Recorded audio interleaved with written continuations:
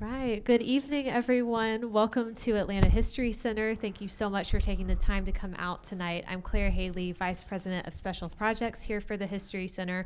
We are so excited to welcome Peter Stark back this evening. He was last here in 2019, actually, right before the pandemic, for his book on young Washington. So we're so excited that he was able to make it back over to the East Coast again tonight for his newest book. It's called Gallop Towards the Sun, Tecumseh and William Henry Harrison's Struggle for the Destiny of a Nation. So y'all are in for a real treat tonight. Just a couple of things before we get started. If you have a cell phone on you, if you could do me a favor and go ahead and take it out, make sure that it's on silent, airplane mode, off, whatever your preferred method is there. We are making a recording of tonight's conversation, so we just appreciate having an uninterrupted recording tonight. Also, since we are making a recording, when we get to the Q&A portion, if you'll please wait for me to bring you the microphone when you ask your question, that just ensures that we're able to pick up your question on the recording this evening for that YouTube video that'll go up afterwards. And for anyone just coming in, we have lots of open seats at the front, and the hot seat up here. Thanks for being here. All right, so I'm going to briefly introduce tonight's author, and then we will get started this evening. So Peter Stark, he is a historian and an adventurer. He is the author of several books, including the New York Times bestseller, Astoria, and of Young Washington, the book he was last here for. It was a finalist for the 2019 George Washington Book Prize. He was a longtime correspondent for Outside, has written for Smithsonian, New Yorker, and many other publications. This book was published by Random House in August of 2023, and his The Last Empty Places was reissued by Mountaineers Book in March of 2023. So we're so excited that he's back in Atlanta for this event tonight. Please join me in welcoming Peter Stark.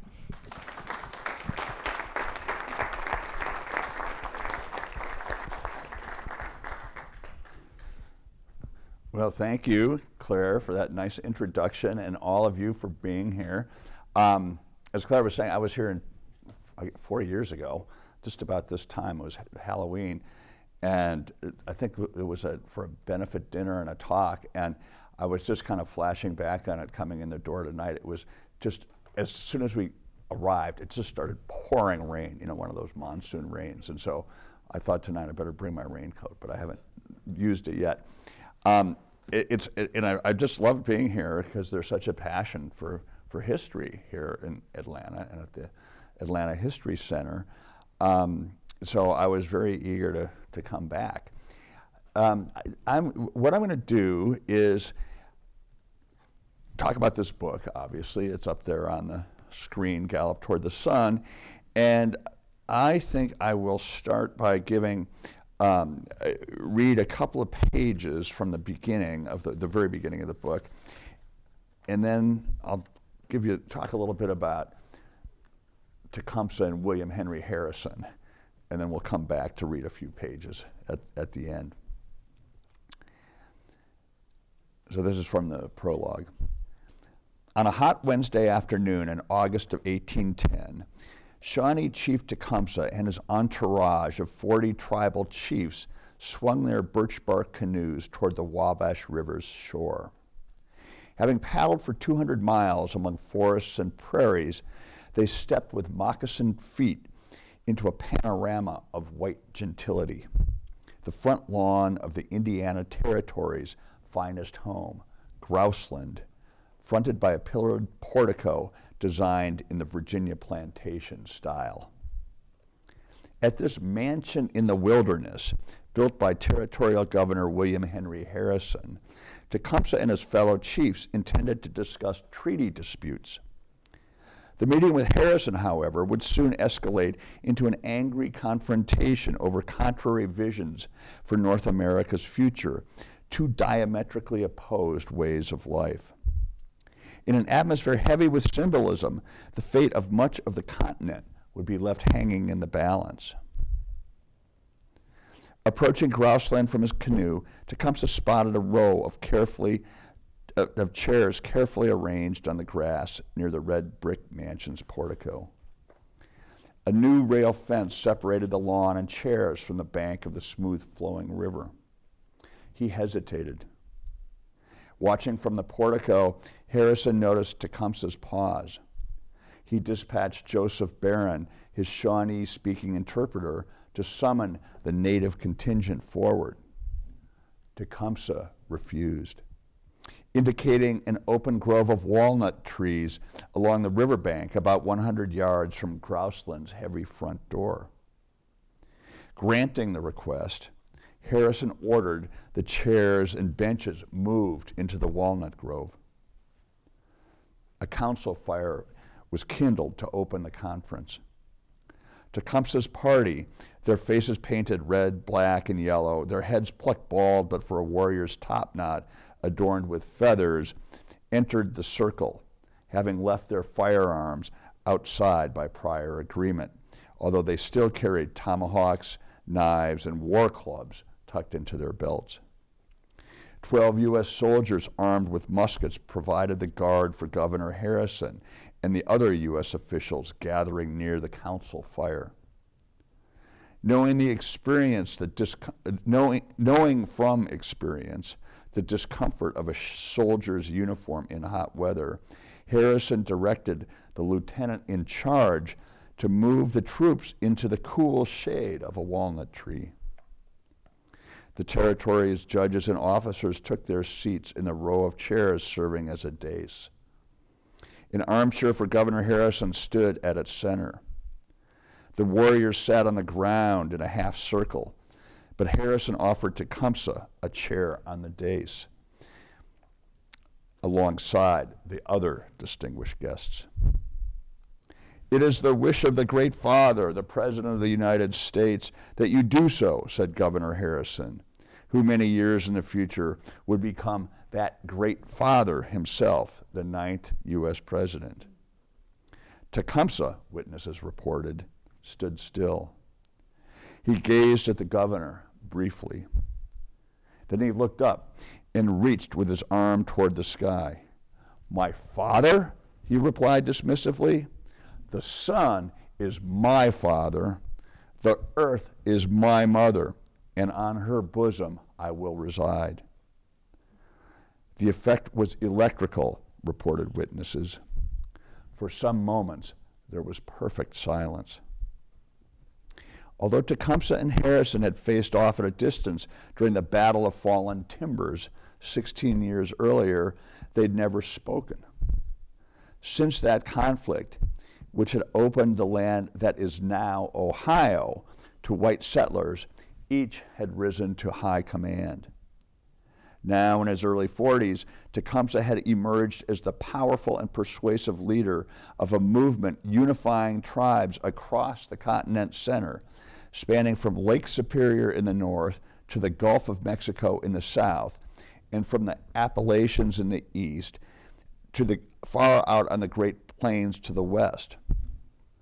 Harrison, now in his mid-30s, governed the sprawling Indiana Territory, a 250,000 square miles of land east of the Mississippi River. Encompassing an area the size of France, it was inhabited primarily by indigenous people.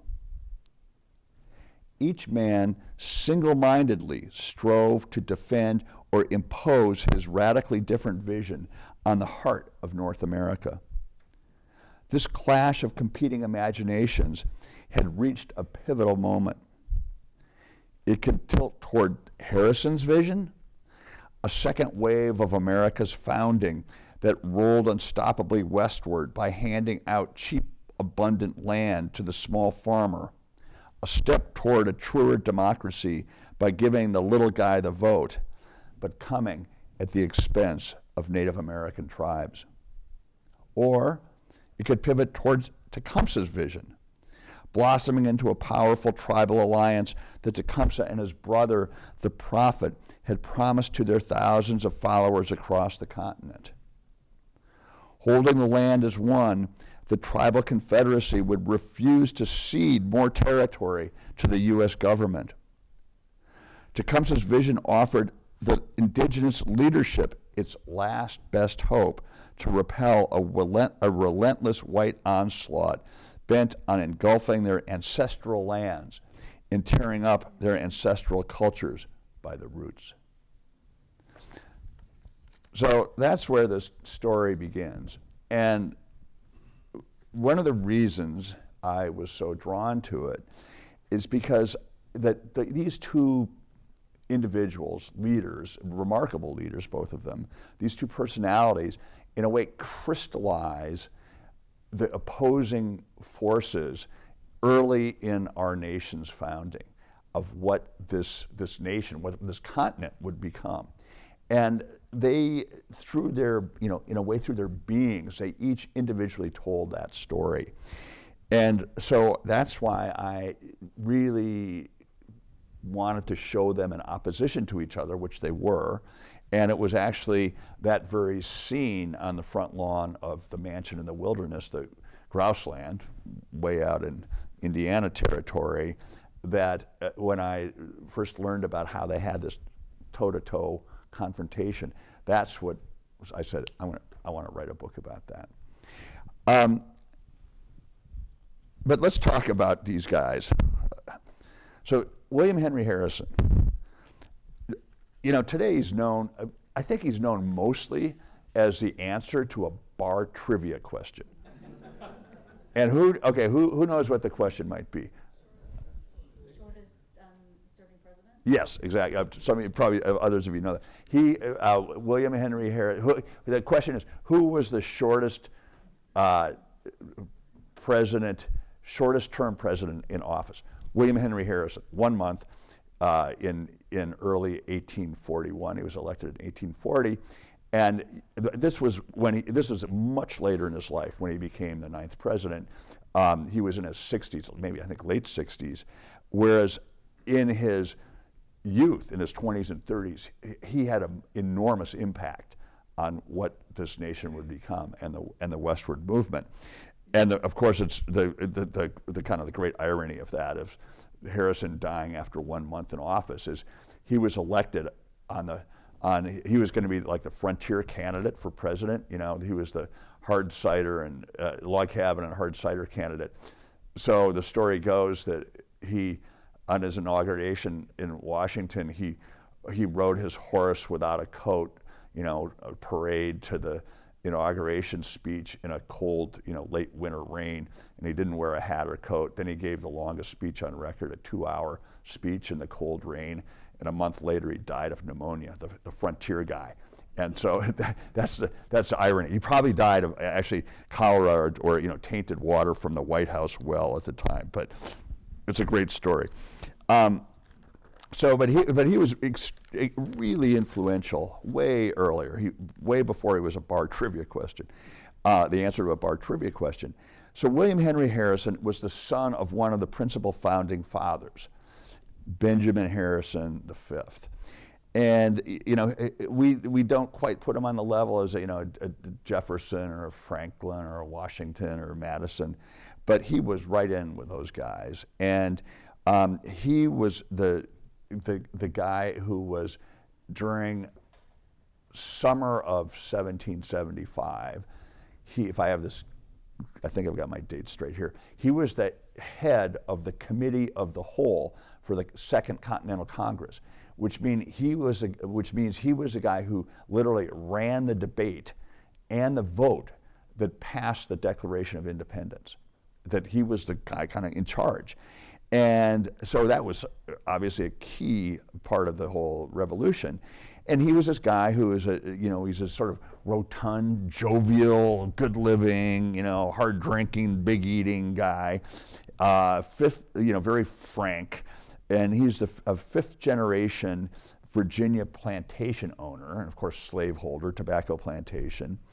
And he, his from one of the very earliest colonial families in America and most prominent.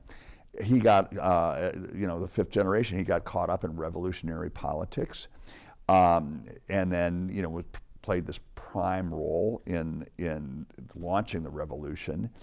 And then once after the Declaration, obviously the Revolutionary War broke off, and quite soon thereafter, we all know the story of Benedict Arnold, flipping sides. And Benedict Arnold ended up being I believe he was a general with the British Royal Army, leading a large force of redcoats. And one of the first things Benedict Arnold did was he took his large force of redcoats and he marched it down the James River towards Benjamin Harrison V family plantation, known as Berkeley Plantation. And at this point, Benjamin V was away, and Benedict Arnold targeted the Harrison family plantation, 5 generations, because Benjamin Harrison had played such an instrumental role in the Declaration of Independence and the Revolution. At that point, son, William Henry Harrison, he's the youngest third of 3 sons, and his little sister and his mom had to hop in a carriage and flee before Benedict Arnold's troops arrived at their family home. And when they arrived, Benedict Arnold ordered his troops to haul out all the family paintings, all the family furniture, all the family heirlooms, anything that reeked of the Harrison family, piled it on the front lawn and set it afire in a giant bonfire. And then he left the mansion. Oh, no, he had his soldiers shoot the cows and set the slaves free, and then he left. And, this, when the revolution did end, a few years later, this had really done, damage economically to the Harrison family plantation. So here's the Harrison life going up in smoke, and young William Henry Harrison, 6 years old, is fleeing in a carriage. So now let's pivot to Tecumseh. So he was from, it's fun, their stories are so parallel in so many ways. And that was another thing that as I got into it just so fascinated me. So Tecumseh was the son of a longtime exalted Shawnee chief and warrior, and a long line of them, not just one. Tecumseh's father died when Tecumseh was 6 years old, and Tecumseh's father died fighting the British colonial Virginian soldiers coming over the Appalachian Mountains into Kentucky, because there was violence had started between the tribes there, especially the Cherokee and the Shawnees, and Virginia settlers, white settlers who were coming in on what was, basically illegally. They were on contested ground and homesteading. So these soldiers were sent over to protect the white settlers. Ended up being a big battle between the British Virginian colonial forces and Shawnee forces. And some of you probably, I'll say right now, that know this history probably way better than I do, and especially down this way. So feel free to speak up when we get to those parts. But especially this earlier history.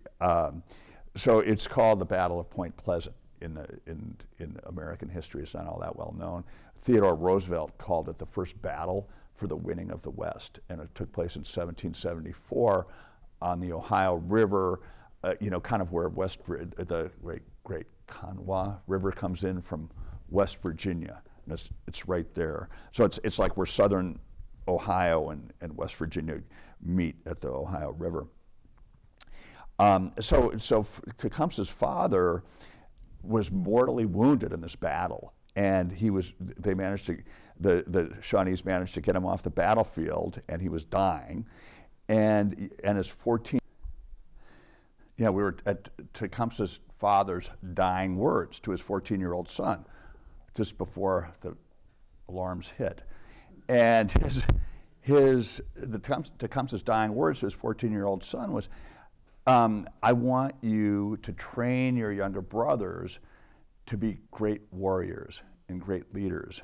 I want you to teach them to be honorable and to keep the family honor. And I want you to teach them never give in to the whites. So that was a legacy that Tecumseh grew up with. The white settlers kept coming over the mountains, and there are a lot of permutations about the disputed lands in what's now Tennessee, Kentucky, I should say, the Kentucky country. But there were a lot of disputed lands there. The Shawnees and some of the Cherokees were disputing the lands, and the settlers were saying, no, these are lands for settlement. We all know the story of Daniel Boone chopping the Wilderness Road that was 1775 over the Appalachians and starts Boonesboro. And that was during, just at the beginning of the Revolutionary War. And at that point, so that's in the late 1700s, the Shawnees, whose center was at that point was in more or less southern Ohio. In Chillicothe was one of their main clusters of villages, and that the Shawnees came down from Chillicothe to Boonesboro because the Shawnees also felt that the Kentucky lands were their traditional homelands, and they besieged Boonesboro. They didn't take it. I mean, this is a famous scene in American Daniel Boone history. They didn't take it, and Daniel Boone had been taken hostage by the Shawnees and taken captive, and then he escaped and warned the people at Boonesboro that the Shawnees were coming, and so they fortified it. The Boonesboro people did. Shawnees didn't take it after 9 days, but then in retaliation for that raid, I mean, this is one of the most famous Indian raids in American history. In retaliation for that raid, the Kentuckians, the Long Knives, as the Shawnees called them, launched a midnight attack on horseback on the villages at Chillicothe in what's southern Ohio, and in the middle of the night they came riding in and they burned this village, the villages. And at that point, Tecumseh was a 12-year-old huddled with his mother and his younger siblings in a lodge in the center of the village with flames all around. So again, here's this parallel with the Harrison and the burning of his family's heirlooms on the front lawn of Berkeley Plantation. So after the Kentuckians burned Chillicothe, Tecumseh's mother, she's of course a widow because her husband was killed at the Battle of Point Pleasant, and she had, I think, 6 children at that point. But Tecumseh's mother, after they burned Chillicothe, the Long Knives, decided it's too dangerous to remain in the Ohio Valley. So she takes her very youngest children and migrates across the Mississippi River. And across the Mississippi River, that's not even remotely claimed by the U.S. It's Spanish territory across the Mississippi River. So that's a degree of safety. And she left Tecumseh and his another couple of brothers around his age and left them behind. So back to Harrison as a young man. Once the revolution ended, Benjamin V, the old man, the jolly, frank old man, came home, and he'd been out there running around doing revolutionary politics for the last some years, and he comes home and, well, as you all know, that tobacco is a notorious exhauster of the soil, and now this is a 5-generation long plantation, so the soil's exhausted, the cows are shot, the slaves are freed, and he tells his 3 sons, he has 3 sons, he says to his 3 sons, well, this plantation, Berkeley Plantation, has supported the Harrison family for 5 generations, but it won't support you guys, so you better go get a job, each one of you. And so he chooses a career for each one of them. The oldest Harrison, and we have a Harrison descendant right here, through various lines. The oldest Harrison son, the old man designates him to be a lawyer. The middle son, he designates to be a merchant, and the youngest son, which is William Henry Harrison, the youngest son, he's a good student. He's smart. He likes likes the outdoors. He's just kind of an all-around guy, but he's pretty academic and likes Latin and likes reading Latin military history. So the old man says to young William Henry, "Okay, you're a good student. You're going to be a doctor."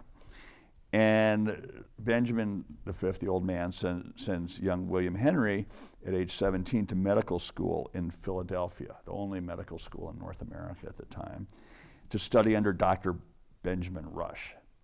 And so if you know your revolutionary history, I see a lot of heads nodding here. And out west where I live in Montana, that he's famous in the West, Dr. Benjamin Rush, from the Lewis and Clark expedition, because he was the inventor of the Lewis and Clark's infamous thunderclapper pills, a purgative of astounding strength. And that's literally how modern archaeologists have been able to identify the actual campsites of Lewis and Clark due to the trace metals of mercury in the latrine holes from Dr. Rush's thunderclapper pills. So Dr. Rush was trained in the old, heroic school of medicine. He was trained in Edinburgh, which had all to do with the balancing of the body's humors and all these different, humors. I won't go into graphic detail, but it involved a lot of bloodletting and purging, and a lot of weighing and measuring of the contents that were bloodletted and purged. And William Henry at age 17 shows up at this medical school and looks around and says, I don't think so. and so he bails. And meanwhile, his old man dies of gout. And so, William Henry, no longer under the control of the old man, and he hates medical school, he drops out. This is in Philadelphia, and this is in 1791. Philadelphia is at this point the capital of the United States. And William Henry drops out, but he's like kind of ducking around Philadelphia, avoiding his guardian, who's Robert Morris, who's like known as the financier to the Revolution. He's probably the richest guy in North America. And his William Henry's old man, Benjamin V, had said, to Robert Morris, watch out for my son, William Henry. But instead, William Henry kind of skulks around Philadelphia, avoiding his guardian. And he's offered a job by another of his father's old friends from the Revolution, Edmund Randolph, like a desk job in the first Attorney General's office in the United States. It had just been established, which was, it was basically like an empty room with a desk and a chair. And, that was the Attorney General's office. And young William Henry, now turning 18, says, I don't think so. And so he ducks out of that job, and then he runs into his, again in Philadelphia. Can you imagine how crazy this was at this moment in the founding of our country, when you're sort of wandering around Philadelphia, especially if your father was a, kingpin in the Revolution. You're running into all these guys who are famous today in American history. So William Henry, 18 and wandering around Philadelphia, runs into his father's revolutionary friend, Light Horse Harry Lee.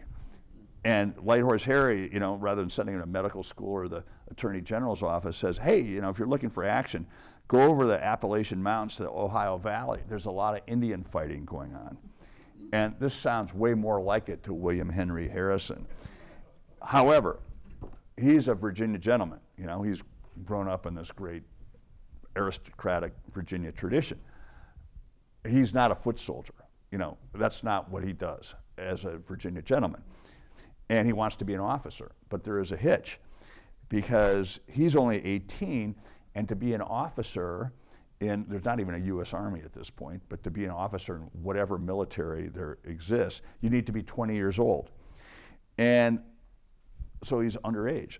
It's not clear exactly how it happens, but this matter was discreetly placed in the hands of another of his father's old friends. In fact, his father's former roommate during the Continental Congress, none other than President George Washington. And somehow, Washington accepts a fake ID, essentially, from William Henry Harrison and writes him an officer's commission to be an ensign, which is like the lowest, an underage ensign, the lowest level. And so it's such a clear dynamic of how these sort of power centers of the Revolutionary era relate to each other. And so Harrison, young William Henry, 18, signs up for the army, the military, before anyone can stop him. And soon he's sent over the mountains as a young 18-year-old ensign, very proud of his sword and his uniform. And he carries a book of Cicero and of Roman military history with him. These are, how he's going to make his way in the world. Back over the mountains, there's Tecumseh. And Tecumseh is, after his mother left when he was 12, is being raised by his older sister, Tecumseh. And Tecumseh's, a few of his other brothers were both being raised by the older sister, Tecumseh, who is a female Shawnee chief. And that I'd write a book about her if I could, if there were enough surviving written evidence. But I'm convinced she's one of the most remarkable women in American history, because I think she was the one who really, shaped both Tecumseh and his younger brother, who became the Shawnee prophet, and shaped them to be leaders and pushed them forward in a way that they might not have gone otherwise. So that's Tecumseh. When Tecumseh was 12, a white settler captive was brought into his village and became essentially his brother. He was a white settler by the name of Stephen Riddell, who had been one of the Kentucky, a settler in one of the Kentucky settlements, very much like Boonesboro, and captured. And Stephen Riddell, much later, he literally grew up as a Shawnee warrior, full-fledged, completely adopted by the tribe as they did. But much later, he recorded his boyhood and adolescent memories of being with Tecumseh. And so that's one of the reasons, that's the main reason, there's a detailed record of Tecumseh's boyhood and his early years and his rise as a young chief and a young warrior.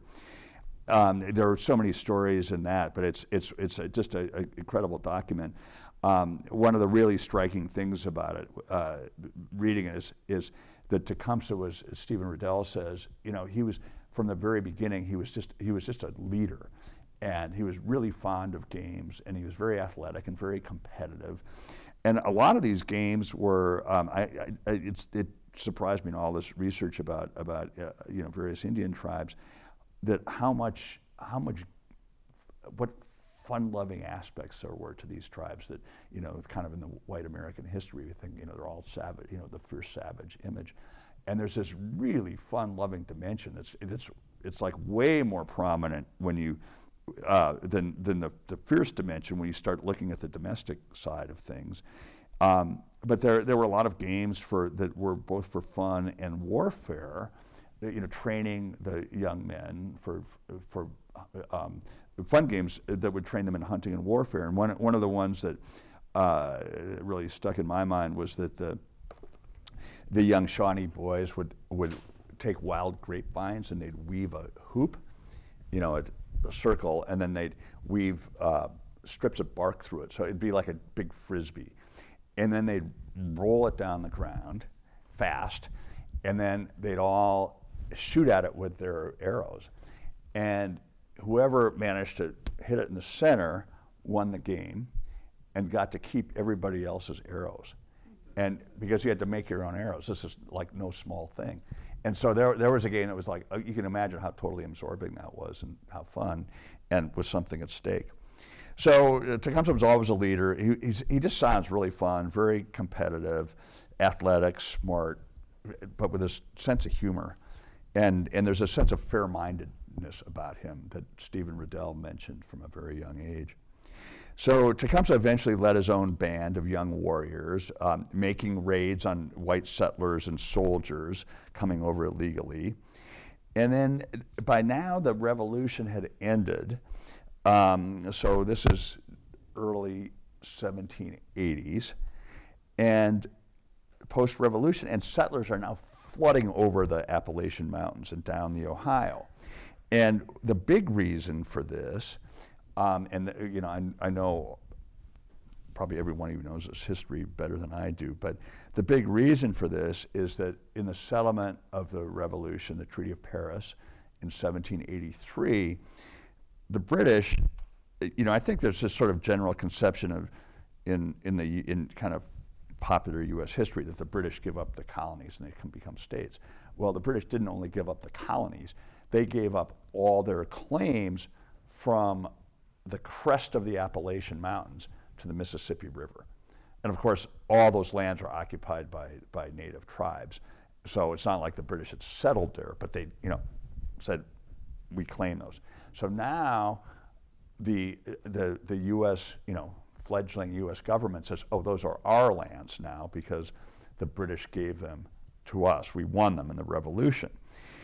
And then the U.S. says, like, okay, so now we're getting all this new land, still belongs legally to the tribes, but we want to like acquire it from the tribes, and we all know there's a lot of dispute about how that was done. But the U.S. says, okay, if we acquire this land from the tribes or some of it, how do we make it states? How do we bring it into the United States? And so in 1787, you know, the Congress, which is, again, it's so early, it's only 4 years after the Treaty of Paris, the end of the Revolution, Congress established the Northwest Territory. And the Northwest Territory, again, I'm sure many of you know this, was what today would be Ohio, Indiana, Illinois, Michigan, Wisconsin, and part of Minnesota. So it's, you know, everything north of the Mississippi River, Ohio River up to the Canadian border, out to the Mississippi. So a huge area, you know, it's the size of France. And the Congress designed a mechanism so that land, that huge chunk of territory, could be converted into states and it's called the Northwest Ordinance. And I won't go into the details, I think they're kind of fascinating, but it's based on level of population in a given region, and when it reaches 5,000 population, of course, who are the 5,000 we're talking about? We're talking about white property males, 5,000. That can become its own territory, and when that population gets to 60,000, it becomes a state. You know, and there are a lot of hoops to jump through. But one of the things that's so striking in my research, and again, I just don't think it's very well understood, but part of the Northwest Ordinance, it's like Article 3 or 4, you know, it's as bold a print as you can get in a document, that says, and it's passed by Congress, 1787, that the tribes will always be treated with respect, and their lands will never be taken from them without their consent. It's just totally there in black and white. But the continuous settlement, coming over, a lot of dispute about, you know, who's selling whose land to whom in terms of the tribes and the federal government. Continued Indian and Shawnee raiding on white settlers. And then in 1791, George Washington sends, or 1790, right around there, sends like the U.S., it's not even the U.S. Army, it's like the U.S. proto-army, because the founding fathers didn't want an army. They didn't want a standing army, which is a whole other really interesting subject, because that's what the kings of Europe had. So they didn't have a standing army. So George Washington cobbles together this force and sends it over the mountains into the Ohio Valley to punish the Indian banditti, meaning mainly the Shawnee villages and the Miami villages in what's now the Ohio area. And that ended up being, again, not well known in American history, called the Northwest Indian Wars. Anybody else know what it's also called? Okay, that's kind of interesting, because I didn't know anything about it. It's also known as Little Turtle's War. And Little Turtle was the Miami chief. There were several chiefs from different tribes who put together a coalition of warriors from many different tribes to fight these Northwest Indian wars, to fight the U.S. forces coming over the mountains. And Little Turtle was one of the main chiefs. So it became known as, one name for it is Little Turtle's War. And it finally ended in 1794. And I was just talking, somebody just read a biography of Mad Anthony Wayne. And George Washington, after his initial efforts to send troops over there, got slaughtered wholesale. He finally got Mad Anthony Wayne, another revolutionary hero, to lead a force over the mountains. And that did defeat Little Turtle and his coalition. Tecumseh was a young war chief fighting under Little Turtle. It's called the Battle of Fallen Timbers. And that occurred in 1794. And William Henry Harrison was the aide-de-camp to Mad Anthony Wayne. So in this pivotal battle in American history in 1794, in the Northwest, the Old Northwest, you had Tecumseh on one side, Harrison on the other, and a peace grew out of that. It was called the Treaty of Greenville, and that drew a line down the center of Ohio, zigzagging, called the Greenville Line. And 1795, and forevermore there was going to be peace. The white settlers would be on the east side of the line, the tribes on the west. It was all settled. No more war, whites and Indians. Well, then we got problems when William Henry Harrison becomes a territorial politician. As a young man, his army career is sort of spent. He becomes a territorial politician. He's very ambitious. He's the son of one of the founding fathers. At age 26, he becomes the Northwest Territorial Delegate to Congress, non-voting, earnest. He knows kind of what's going on the frontier, and he stands up in Congress in 1800. He's just been elected. President Jefferson has just come in, and Harrison says to Congress, you guys are selling this land all wrong. The land you are getting from the Indians, you're selling in huge lots to white speculators, land speculators, and investors, like venture capitalists. They don't really care. They're not doing much with it. What you should be doing is selling it cheap, on credit, no down payment, 4 years to pay, and in small lots to the little white guy who's going to go out there and farm it. And so in 1800, Congress passed what's called the Harrison Land Act of 1800, which was, in my mind, a transitional moment in the history of this nation and the westward movement, because now there was an incentive for these little farmers to go over the mountains and homestead land cheap, but they were still supposed to do it on the eastern side of the Greenville line. But Harrison now becomes territorial governor of this whole big area called Indiana Territory. Jefferson's in office.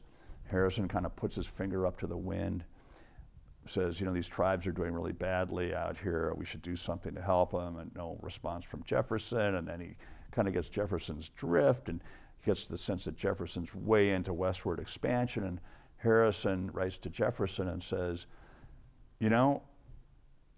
that line where the tribes are on one side and the whites are on the other? Well, I actually think we can get some of the land on the Indian side of the line, and I know how to do it. And Jefferson writes him a letter in early 1803 that says, okay, never show this letter to anybody, hold it close to your breast, but we need to get as much land from the tribes as quickly as we can, and here's the plan to do it. You get the leading chiefs as deeply in debt at the federal trading posts as you can, and then when they have so much debt that they can no longer pay it, they'll have to give their lands to us to settle their debts. And there it is in black and white. After that, in 3 years, Harrison acquired 30 million acres of land on the Indian side of the Greenville line. And it was from that moment that Tecumseh, who had been rising up as first he had been a young war chief, then he became the chief of his own band, living in peace under this Treaty of Greenville, and had maybe 250 people, families with his band, and living on the Indian side of the Greenville line. But then Harrison kept taking land. And finally, Tecumseh was such a natural orator and leader, and I think really with a lot of urging from Tecumseh, that he stood up, and his younger brother had become a religious leader known as the Prophet. And so together they had like a secular movement and a religious movement, and Tecumseh, the mouthpiece of this, stood up and said, no more. Do not take another piece of land. You've gone far enough. And there was a certain piece in 1809 that he said, if you stop here, we're okay. If you take this piece of land, this last piece, there's going to be trouble. So that's where I started with this meeting between Tecumseh and William Henry Harrison in the summer of 1810, is when Tecumseh has said no more and wants to meet with Harrison to discuss this issue on the front lawns of Grouseland.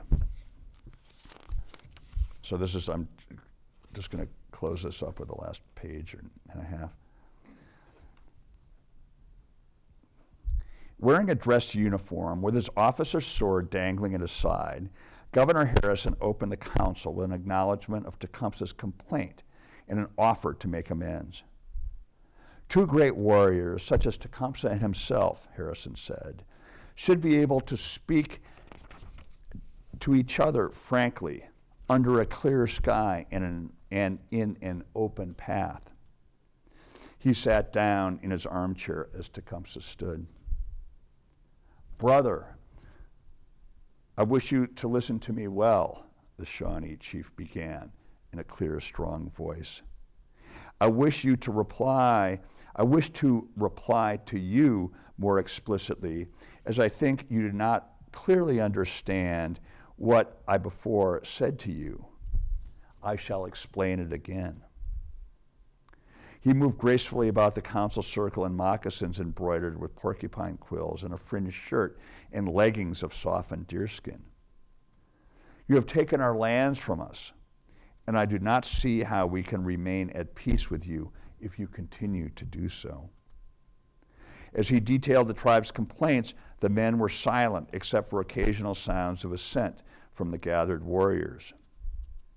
He concluded with both a plea and a warning. He asked Harrison to take pity on all the red people. He warned that if white settlement continued to cross the boundary onto the lands in question, it will produce great troubles among us. They didn't want war, Tecumseh insisted, but they were prepared to go to war if necessary. He looked directly at Governor Harrison. I wish you, brother, to consider everything I have said is true. Then he sat down on the earth. Rising from his armchair, Harrison justified his conduct according to eyewitness accounts. There was no foundation in fact for the charges of bad faith made against the government. The governor could personally say in the presence of the Great Spirit that his own conduct had been marked with kindness and all his acts governed by honor, integrity, and fair dealing. He had always been a friend of the red man. Tecumseh's assertion marked the first time in the governor's life that his motives had been questioned by any chief who cared about the truth. Harrison returned to his chair. And Barron, who's a translator who knows several Indian languages, and Barron translated the governor's words from English into Shawnee. He had turned to the Miami and Potawatomi leaders to translate into their languages when Tecumseh, sitting in the council circle, called out in Shawnee, "Tell him he lies." The warriors began to stir. Barron hesitated. He didn't want to offend Harrison and his visiting officials. He softened Tecumseh's words when he translated them to English and delivered them to the officials with an apologetic tone. But Tecumseh understood some English. Again, he angrily burst out at Barron and Shawnee. "No, no," Tecumseh insisted, "tell him he lies." And that's where we'll end.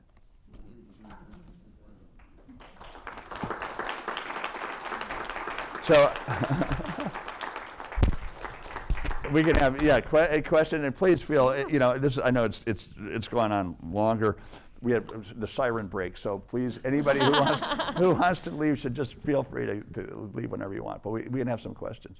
Raise your hand if you have a question. I'll come to you. And I one know of the there things are I should point out is that there is a lot of Tecumseh history down this way, and I am sure again some of you know this better than I do, but the Creek Indians were in this area in Georgia and to the south and Alabama, and that Tecumseh was making an alliance with the upper Creeks. I think the lower Creeks resisted him, but the upper Creeks joined his coalition. And as I mentioned in reading the first part of the prologue, that Tecumseh's strategy was to unify all these tribes in order that all the tribes, across this whole span of the continent, would hold the land as one confederation. So no tribe or no sub-tribe or no sub-chief or no one could sell any land to the federal government without all tribes agreeing. So and the Creeks were very much a part of that, and then it became the Creek Red Stick War, because Tecumseh was very inspirational to some of the Creek spiritual leaders and warriors. But please. Galloping Toward the Sun. How'd you come up with that title? Was that because you said Tecumseh said the sun is not the great father? No, that's a good, and when I read this prologue, it's not in this part of the prologue. It's a later rendition of this meeting. It's a really cool phrase that Tecumseh used in this speech to Harrison, right? Through this part that I was kind of paraphrasing, and he says, "Brother, if you keep on what you're doing, you are driving the Indians west like a horse galloping towards the setting sun." And this phrase is in Shawnee in the documents, in the transcriptions. It's like that long, but it's translated as a horse galloping towards the setting sun. So that's where the title comes from. Any other questions? The names, he had his sister's names. Does that mean anything? I can't use that. His name and his sister's name. Did that have special meaning? It was so Yeah, similar? and they do, and there's a lot of that Tecumseh, that the family clan in the Shawnees was the Panther clan, and so their names refer to Panther, and so and I'm not quite sure how. I think I have this in the book, but I can't remember how Tecumseh's name translates. Tecumseh's name translates. It's something to the equivalent of the panther streaking across the sky, or shooting star, panther. And there were various celestial signs, both when he was born and when he was visiting right here, the Creek warriors, when a comet appeared. And that became this very significant sign. It was one of the major reasons the Creek warriors saw this as the Tecumseh as this powerful leader, because this comet appeared just as he did. I understand that they both fought in the War of 1812 too, but not, are they fighting against each other, or are they in different parts? Oh no, very much, and that's the question was, if you can't hear it back there, that the gentleman understands that both Tecumseh and Harrison were fighting fighting in the War of 1812. And and yes, they were, and on very much on opposite sides. And that's really the climax of this book unfolds during the War of 1812, when essentially President Madison declares war on the British of June in 1812. But there have been all these tensions breeding for years, and the British have had a long interest in establishing what the British call an Indian barrier state. So it means, like if we had a map, and here's the west of the U.S. and here's the east and here are the Great Lakes, and it would be this huge chunk of territory down the center of the continent from the Canadian border to the Gulf of Mexico that would be called the Indian Barrier State, and it would be where neither Americans nor British nor French nor any European power had control. It would be under the control of the tribes, and yet the European powers could do commerce there in some controlled fashion.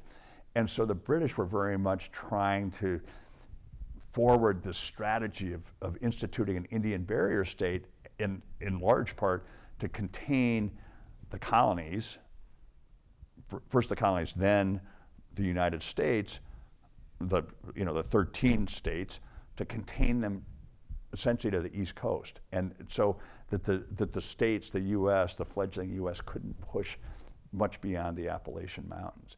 And so the British had been working with the tribes and eventually with Tecumseh to support the tribes in holding that center part of the continent. So then once these are like geopolitics in the interior of North America, once the War of 1812 broke out in June of 1812, the tribes and the tribes under Tecumseh, which were many, and the British immediately allied themselves against the U.S. And so then that became a huge theater of operations out in the middle of the continent, which you don't really hear about in our histories of the War of 1812. We know it, popular history, the British burned the Capitol, and Francis Scott Key wrote the lyrics to the Star-Spangled Banner, and they called it a tie and done deal. In the West, out in the area that we're talking about, it made a huge, huge difference.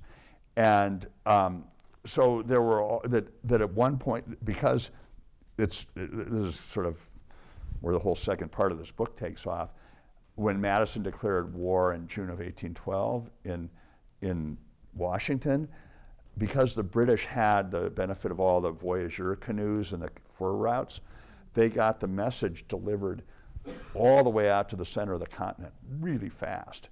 And the Americans, they're plodding along on some horse and didn't get the message. And so the British and Indian forces allied started launching attacks, starting against Fort Mackinac, which is up in where Lake Superior and Lake Huron join, and it was by far it was like the Fort Gibraltar of that whole region, and the Allied Indian and British forces took that right away.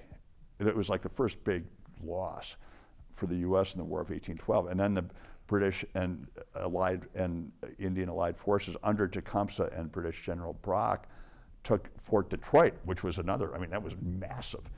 And then they took the beginnings of what's Chicago, Fort Dearborn.